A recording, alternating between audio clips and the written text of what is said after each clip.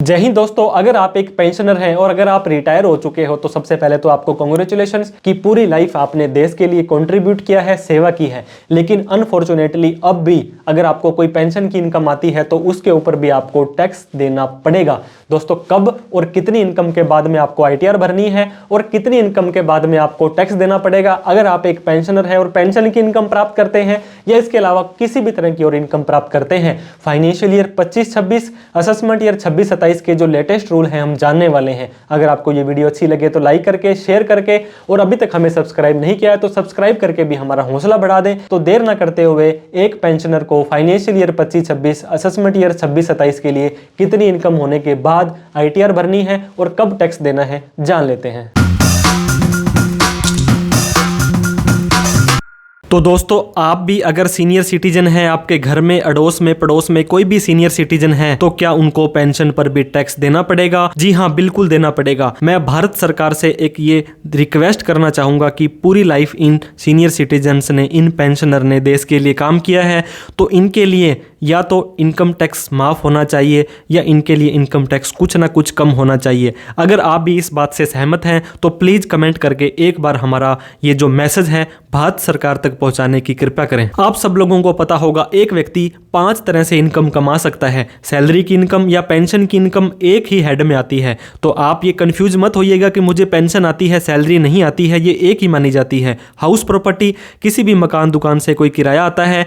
Capital gain, आपने property बेची, share market में अगर आपने कोई काम किया तो आपका यहाँ आ जाएगा। बिजनेस और प्रोफेशन, कोई भी माल सेल करते हो या सर्विस देते हो, इन चारों में जो नहीं आता अदर सोर्स में जैसे कि एफडी, आरडी का ब्याज, कोई भी पार्ट टाइम इनकम यहाँ पे आ जाने वाली है। इसके बाद जैसी आपकी इनकम होगी उसी तरह से आईटीआर का फॉर्म भरना होता है। आईटीआर 1, 2, 3, 4, 5, 6, 7। तो 5, 6, 7 आपके लिए लागू नहीं होते हैं। यूजुअली अगर ओनली पेंशन की इनकम आ रही है आईटीआर 1 का फॉर्म आप भर सकते हैं 1 अप्रैल 25 से 31/3/26, फाइनेंशियल ईयर 25-26, असेसमेंट ईयर 26-27। इस टैक्स को जो भरना है, आईटीआर को जो भरना है, जैसे ही आपका साल खत्म हो जाएगा उसके बाद ही आपको भरना होता है। जैसे ही दोस्तों आपका 31 मार्च 2026 को साल खत्म हो जाएगा, फाइनेंशियल ईयर 25-26, असेसमेंट ईयर 26-27, आपको 4 महीने का टाइम दिया जाता है। अप्रैल, मई, जून, जुलाई, 31 जुलाई तक आप अपनी आईटीआर भर सकते हैं। भरना भूल गए या कुछ चेंज करना चाहते हैं तो 31 दिसंबर तक आप अपनी बी लेटेड आईटीआर या रिवाइज आईटीआर भर सकते हैं। अगर एक व्यक्ति रिटायर हो चुका है और वो पेंशन की इनकम प्राप्त कर रहे हैं तो इसे सैलरी के हेड में ही माना जाने वाला है। आईटीआर भरने से पहले आपको सेलेक्ट करना पड़ेगा 2 टैक्स रिजीम के अंदर से, न्यू के अंदर जाना है या ओल्ड में जाना है। आपने सुना होगा दोस्तों, ओल्ड के अंदर इतना माफ है, न्यू के अंदर इतना माफ है। वो सारा का सारा डाउट आज क्लियर हो जाने वाला है अगर आप न्यू टैक्स रिजीम में जाते हैं। दोस्तों, मैं आपको ये विश्वास दिलाता हूं 99% लोग या उससे भी ज्यादा लोग न्यू टैक्स रिजीम में जाएंगे क्योंकि बहुत ज्यादा फायदा है यहाँ पे जाने का। इन न्यू टैक्स रिजीम यहाँ पर कोई भी डिडक्शंस, एग्जम्पशंस नहीं मिलती है जैसे कि ATC, LIC, health insurance, HRA, home loan.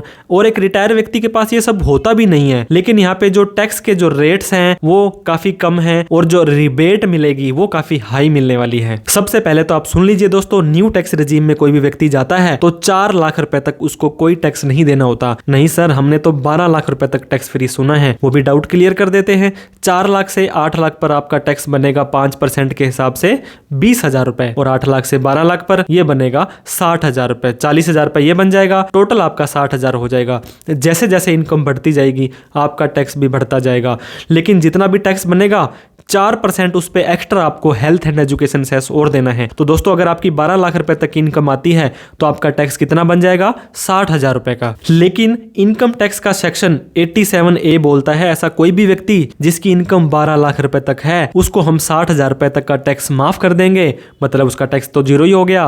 Plus में पेंशन या सैलरी वालों को 75,000 रुपए अलग से और छूट दे देंगे। तो 12,75,000 रुपए तक की अगर आपकी पेंशन या कोई भी नॉर्मल इनकम आती है, अब ये नॉर्मल इनकम और स्पेशल इनकम क्या होती है आप सीधी सी भाषा में समझ लीजिए। शेयर मार्केट में long term capital gain, short term capital gain, crypto currency, किसी भी तरह की कोई गेमिंग की इनकम आई या लॉटरी की इनकम आई तो इन केस में दोस्तों आपको ये 12 लाख रुपए तक माफ नहीं होने वाला है। फिर आपके लिए रूल अलग है। अब टैक्स टैक्स फ्री। दोस्तों आपको पेंशन आ रही है, आपने खाते में सेविंग का ब्याज है, सीनियर सिटीजन सेविंग स्कीम है, एफडी है, आरडी है, उनका ब्याज आ रहा है, उसको आप जोड़ लीजिएगा। फिर जो भी ब्याज की इनकम आती है दोस्तों, रेंटल इनकम, किराए की इनकम पर 30% की सीधी ही छूट आपको मिल जाती है। मान लीजिए 1 लाख रुपए आपको किराया आ रहा है, तो 30% घटाने के बाद आपकी इनकम में 70,000 रुपए जुड़ जाएगा, तो 12,75,000 रुपए तक माफ है। 12,75 में से 75 की तो आपको दोस्तों स्टैंडर्ड डिडक्शन मिल गई, और इस 12 लाख पर जो टैक्स बनता था वो बनेगा तो सही 60,000 रुपए, लेकिन वो आपका रिबेट 87A के अंदर मिल जाने वाली है। और 4 लाख से ज्यादा इनकम होने पर दोस्तों आईटीआर भरना सुनिश्चित करें।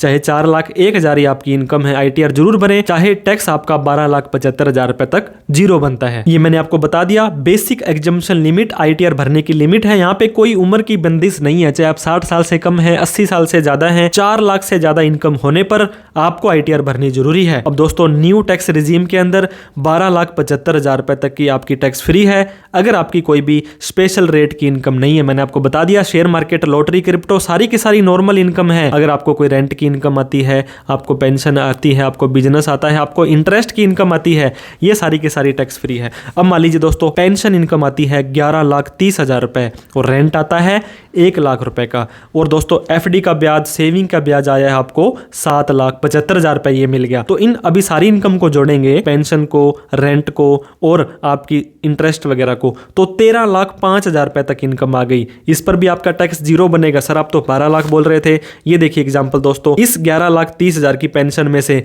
75,000 की स्टैंडर्ड डिडक्शन मिल जाएगी। इसके बाद आपका जो रेंट था 1 लाख रुपए का, उसमें भी 30,000 की छूट मिल जाएगी, 70,000, और एफडी और सेविंग का ब्याज आपका जुड़ जाएगा, तो आपकी इनकम 12 लाख ही रह गई। टोटल इनकम तो 13,05,000 थी, लेकिन डिडक्शन या जो भी छूट लेने के बाद आपकी इनकम 12 लाख रह गई। 12 लाख पर टैक्स तो बनेगा आपका 65, जो भी आपका 60,000 रुपए बनेगा, लेकिन वो टैक्स फ्री हो जाने वाला है। लेकिन आईटीआर भरने की लिमिट अभी भी 4 लाख रुपए है। 13,05,000 तक टैक्स तो नहीं है। मान लीजिए ये आपकी टैक्स फ्री इनकम हो गई, ग्रोस टोटल इनकम, ये आपकी taxable income, tax payable zero हो गया, लेकिन आईटीआर भरनी आपके लिए जरूरी है। दोस्तों ओल्ड टैक्स रिजीम में जाएंगे, यहाँ पे क्या होने वाला है, आपका न्यू टैक्स रिजीम के अंदर 12,75,000 रुपए तक आपकी इनकम माफ हो जाएगी। अगर आप पेंशन भी कमाते हैं ना, तो इस 12,75,000 को 12 महीने की पेंशन में 1,06,000 रुपए तक की पेंशन आती है, तो आपको 1 भी रुपए का टैक्स नहीं देना है। एडवांस टैक्स, आपने सरकार का रूल सुना होगा, पूरे साल के अंदर आपका टैक्स 10,000 से ज्यादा का बनता है, तो आपको अगर आपका टीडीएस नहीं काटा जा रहा है तो आपको ये एडवांस में ही भरना है। लेकिन ऐसा कोई भी सीनियर सिटीजन जिसको पीजीबीपी यानी कि बिजनेस की इनकम नहीं आती, वो 60 साल से ज्यादा है, उनको एडवांस के अंदर टैक्स नहीं भरना है। और दोस्तों आपका अगर टीडीएस कट गया, आपकी इनकम 12,75,000 रुपए से कम है, तो आप आईटीआर भरेंगे। आईटीआर भरने के बाद उसको रिफंड भी ले लेंगे। और दोस्तों आईटीआर का फॉर्म कौन सा भरना है, सिर्फ पेंशन की इनकम, एफडी का ब्याज, सेविंग का ब्याज, एक मकान से रेंट वगैरह आता है, आईटीआर 1 भर सकते हैं। शेयर मार्केट में long term, short term, capital gain या एक से ज्यादा मकान से किराया आता है, तो आईटीआर 2, इंट्राडे, एफ&ओ, बिजनेस की इनकम आती है, आईटीआर 3 का फॉर्म भरिए। फैमिली पेंशन दोस्तों ये अलग स्कैम होता है, मतलब ये अलग तरीके से टैक्सेबल होता है। हस्बैंड की जो सैलरी अगर वाइफ को मिल रही है, तो यहाँ पर पूरी की पूरी salary income from other source में जुड़ जाएगी। 25,000 या उसका 1/3 दोनों में से जो कम होगा उसकी छूट आपको मिल जाएगी। दोस्तों साल खत्म होने के बाद अपनी बैंक की स्टेटमेंट जरूर चेक करें। इनकम टैक्स का AIS, TIS और 26S फॉर्म जरूर चेक करें। प्रॉपर आईटीआर भरें।